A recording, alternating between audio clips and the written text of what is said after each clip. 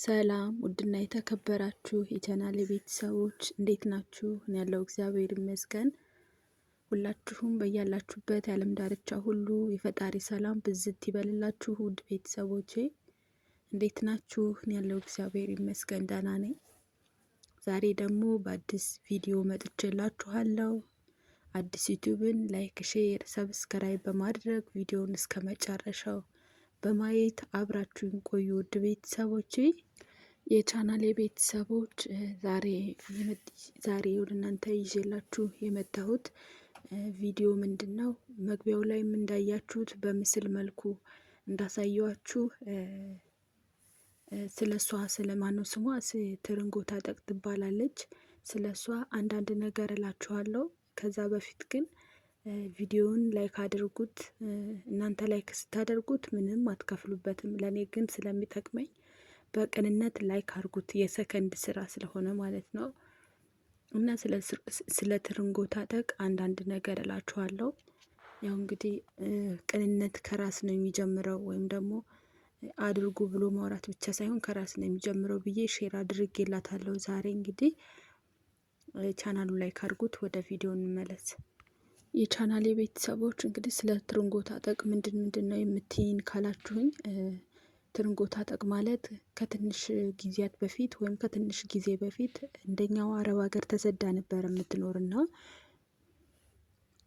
አረብ ሀገር ተሰዳ አንደኛ በስደት ዓለም ውስጥ ነበር የምትኖረው እና ከጊዜ በኋላ እንግዲህ ሰራርታ በቃኝ ብላ ስታስብ ወደ ሀገር ቤት ገብታለች። ሀገር ቤት ገብታ እንደ ሰው በስደት ዓለም ያፈራችውን ገንዘብ ወይም በስደት ዓለም ውስጥ ያፈራችውን ገንዘብ ቤት ሰርታበታለች። በጣም ደስ የሚል ቤት ነው የሰራችው። እንደውም በጣም ነው ደስ የሚለው ማለት ነው። እና እንደ ሰው ቤትም ሰርታለች። በጣም ደስ ይላል። ይሄ ትዳርም ሞክራለች። በጣም ደስ ይል ነበር። እሱም ትዳሩ ግን አልተሳካም። ትዳሩም ፈርሷል። እና ደግሞ ሌላ ደግሞ ልጆች ወልዳለች። በጣም ደስ የሚሉ እውነት ለመናገር በጣም ነው ደስ የሚሉት። እኔ ልጅ ስለምወድ ብቻ አይደለም፣ በጣም ነው ደስ የሚሉት ልጆቿ። ገብታችሁ ማየት ትችላላችሁ። ቻናሉን ትርንጎ ታጠቅ በሚለው ሰርች አድርጋችሁ መግባት ትችላላችሁ። እና ልጅ ወልዳለች። ለዛውም መንታ ልጆች። በጣም ደስ የሚል ነገር ነው። በጣም ደስ የሚል እድል ነው። እኔ በነገራችን ላይ መንታ ልጅ በጣም ነው የምወደው በዚሁ አጋጣሚ ማለት ነው። እና ስለ እሷም እንድትይ ነው ምናምን ነገር ካላችሁኝ ቆይ ልመጣላችሁ ነው። ትርንጎ ታጠቅ ማለት እንደነገርኳችሁ በስደት ዓለም ውስጥ የምትኖር ነበረች። አሁን እግዚአብሔር ይመስገን ሀገር ቤት ገብታ ትዳርም ጀምራ ነበረ። ቤቷም ሰርታለች። በጣም ነው ደስ የሚለው እሱ። ቢያንስ ቤት በመሰራቱ በጣም ደስ ይላል። እና ደግሞ ትዳሩም ተጀምሮ ልጅም ወልዳ ትዳሩ ሳይሆን ቀርቶ እግዚአብሔር ስላልፈቀደው ትዳሩ ቀርቷል እና ትዳሩ ፈርሷል። ትዳሩ ፈርሶ ግን ያው ህይወት ይቀጥላል አይደለም። ግዴታ በአንድ መንገድ ብቻ አይደለም ህይወት የሚመራው። እና መንታ ልጆች ወልዳ ግን ትዳሩ ሳይሳካ ቀርቷል። እንግዲህ መንታ ልጅ ይዞ መኖር በአዲስ አበባ ኑሮ ራሱ ማኖር በጣም ከባድ ነው። በጣም በቁም ነገር ስነግራችሁ በጣም ከባድ ነው። ኑሮ በጣም ከብዷል። ሰው በአባትም በእናትም ገቢ ያለ አይደለ፣ ባልና ሚስትም ሁለት ገቢ እያመጡ በራሱ ኑሮ መኖር በጣም ከባድ ነው። አዲስ አበባ ከተማ ላይ ደግሞ እሷ የምትኖረው በፊት ትኖርበት የነበረችው ሰራችሁ ቤት ላይ አይደለም። አሁን የምትኖረው አዲስ አበባ ላይ ተከራይታ ትንሽዬ ጠባብ ቤት ተከራይታ ነው የምትኖረው። እና በፊት እንኳን ቤቷ ላይ እንኳን መኖር እንደጀመረች ይዘው ብትቀጥል ይሻል ነበር። ቢያንስ ለቀለብ ነበር የምታስበው። ግን ትልቁ ነገር የቤት ኪራይ የሚባለው ነገር ደግሞ ወጪ አለባት። እንግዲህ በእንቅርት ላይ ጆሮ ደግፍ አይነት ነገር ነው። እና ከዛ እንደዛ እያለች ትኖራለች። አዲስ አበባ መጣ። አሁን ልጆቿን ይዛ ትኖራለች። ከዛ እንደ ሰው ደግሞ ዩቲዩብ ከፈተች ማለት ነው። ከዛ ዩቲዩብ ከከፈተች በኋላ ደግሞ እየሰራች እኛም ደስ ብሎን እያየናት፣ ያው ልጆቿን በጣም ስለሚያሳዝኑ መንታ ልጆች ስለሆኑ መንታ ልጆች ይዞ አዲስ አበባ ላይ መኖር እውነት ለመናገር ማሰብ በራሱ እንዴት ከባድ እንደሆነ ማሰብ በራሱ በጣም ቀላል ነው። በጣም ራስን ማኖር በራሱ አዲስ አበባ በጣም ከባድ ነው። ራስን ማኖር በራሱ ማለት ነው። እንኳን መንታ ልጆች ይዞ የቤት ኪራይ ከፍሎ እያንዳንዱ ለልጆች ፓምፐርስ፣ ምን ምግብ፣ ሁሉ ነገር ወጪ ማውጣቱ በጣም ከባድ ነው። አንድ እሷ ነች እንግዲህ ያለችው። እሷ እንኳን ተቀጥራ በስነስርዓት ገቢ ማምጣት አትችልም።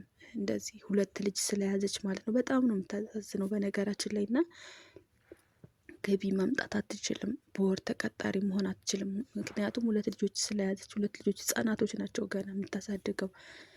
ገብታችሁ ማየት ትችላላችሁ በድጋሚ እና እሷ ምንድነው የሆነችው? ዩቲዩብ ከፈተች። ዩቲዩብ ከፍታ እየሰራች ነበረ። በጣም ደስ ይል ነበር። እኔም ቪዲዮ እስክትለቅ ነበረ በጉጉት የምጠብቃት ልጆቿን ለማየት። በቃ አይደለ አንዳንድ ቀን ብዙ ጊዜ አይመቻትም ነበር፣ ትለቃለች። ከዛ እግዚአብሔር ይመስገን በአጭር ጊዜ ውስጥ በጣም ተቀባይነትን አገኘች። በ3 ወር ውስጥ ወደ ስንት ነበር? 16,500 ነው ምናምን ነገር ነው ያለችው። ከተሳሳትኩ አርሙኝ ቤተሰቦች። 16,500 ሰብስክራይብ ደርሼ ነበረ አለች። በጣም ተቀባይነትን አግኝታለች። እንደው መጀመሪያ ፌመስ የሆነችበት ምክንያት ባሏን የእሷን ባል ቲክቶክ ላይ እየቀደደች ሰው አላምናት ሲል እኔ ብቻዬን ልጆቼን የማሳድገው እኔ ብቻ ነኝ ልጆቼን የማሳድገው ሌላ የሚያግዘኝ ሰው የለም፣ እዚች ጠባብ ቤት ውስጥ ተከራይቼ የምኖረው አዲስ አበባ ላይ እኔ ብቻዬን ነኝ፣ ባል የለኝም ምናምን ነገር ስትል ሰው አልቀበላት ወይ አላምናት ብሏል። ያው እንግዲህ ሰው መረጃ ይፈልጋልና ከዛ ምንድነው እንዲያምኑኝ የሚያደርገኝ ነገር ብላ ስታስብ ያ ነገር ትዝ ብሏታልና የሙሽራ ፎቶዋን ባልና ሚስት የተነሱትን የሙሽራ ፎቶ በቪዲዮ ስትቀድ እና ቀዳ ስታቃጥል ቪዲዮ ቀርጻ እሱን ለቀቀችው ማለት ነው። ከዛ እሱን ስትለቀው ቫይራል ወጥቶላት ታዋቂ ሆናለች። በአጋጣሚ ፈጣሪ ረድቷት ማለት ነው። እና ውድ ቤተሰቦቼ እንግዲህ እሷ በጣም በዛ አጋጣሚ ታዋቂ ሆና በጣም ዩቱባ ሁላ በጣም በአጭር ጊዜ ውስጥ በ3 ወር ታስቡ እንግዲህ እና ውድ ቤተሰቦቼ በ3 ወር ውስጥ 16,500 ሰብስክራይብ አምጥታ ነበረ።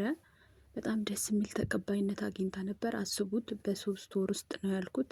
እንግዲህ ሁላችሁም የማዳም ቅመሞች በአብዛኞቻችሁ ዩቲዩብ ከፍታችሁ የምትሰሩ ብዙ አላችሁና ሰብስክራይብ ራሱ ሞኔታይዝ ራሱ መሆን 1,000 ሰብስክራይብ ማለት ነው። 1,000 ሰብስክራይብ እና 4,000 ዋች አወር ማምጣት በራሱ እንዴት ከባድ እንደሆነ ሁላችሁም መረዳት አያቅታችሁም። እሷ ግን በጣም ደስ በሚል ሁኔታ በ3 ወር ውስጥ 16,500 ሰብስክራይብ አምጥታ ለሰው ተቀባይነት አግኝታ ነበረ። ግን በሚያሳዝን ሁኔታ በጣም በሚደብር ሁኔታ ዩቲዩባ ተዘግቶባት እንደገና ከዜሮ ጀምራ በጣም አዝና በጣም ከፍቷት በቃ በጣም ፊቷ ሁላ እንትን ብሎ ነው እንደገና የመጣችው ማለት ነው። በሁላ ነው ያወረደችው። እንደውም ኢንተርቪው ተደረገችው ላይ ትልቅ ሚዲያ ላይ ኢንተርቪው ተደርጋ ነበርና እንባ ሁላ ነው ያወረደችውና ውድ ቤተሰቦቼ በቅንነት ሰርች አርጋችሁ ሼርም ላይክም ሰብስክራይብ አርጋችሁ ቤተሰብ አርጓት። ውድ ቤተሰቦች ስንት ፕራንኮችን እናያለን። ስንት ዝም ብሎ በቃ አይደለ ጊዜያችን እናጠፋለን። መልከኛ ስለሆኑ አቀራረብ ስለቻሉ ፕራንክ ስለለቀቁልን እንኳን ቁጭ ብለን ጊዜያችን አጥፍተን እናያቸዋለን። የእነሱ ተከታታይ ወዳጆች እንሆናለን። ግን ለነፍሳችንስ ህሌናችን የሚያዝዘንስ ነገር ብናደርግ ምን ችግር አለው? በህሌናችን ብንመራስ ምን ችግር አለው? አንዳንዴ እንደዚህ ሰው የሚጠቅም ነገር ብናደርግስ? እነሱ ብዙ ተከታይ ያላቸው ፕራንክ የሚሰሩት ብዙ ተከታይ ያላቸው፣ እሷም ፕራንክ ትሰራለች። ግን ሌሎች ትልልቅ ሚዲያዎች እንከታተላለን ፕራንክ ስለሚለቁልን፣ ጭቅጭቅ በየጊዜው ጭቅጭቅ ፓርት1 ፓርት2 እያሉ ስለሚለቁልን እንከታተላለን። ግን እርስ በርሳችን ግን መደጋገፍ አንወድም። እንዴት እንደሆነ ለምን እንደሆነ አላቅም። ውድ ቤተሰቦች እስኪ ቆም ብላችሁ አስቡት። እና ለእሷ ለልጆቿ ስንል እንኳን ለምንም ለማያውቁት ለህፃኖች ስንል ላይክ፣ ሸር፣ ሰብስክራይብ እናድርጋት፣ እንደግፋት። እስኪ ዩቲዩቧ ተከፋይ ይሁን ማለት ብር ተከፋይ ይሁንና እላችኋለሁ። ያው እንግዲህ ብዙ አልጨቅጭቃችሁ ውድ ቤተሰቦች፣ ይህንን ለማለት ነበረ የመጣሁት ዛሬ።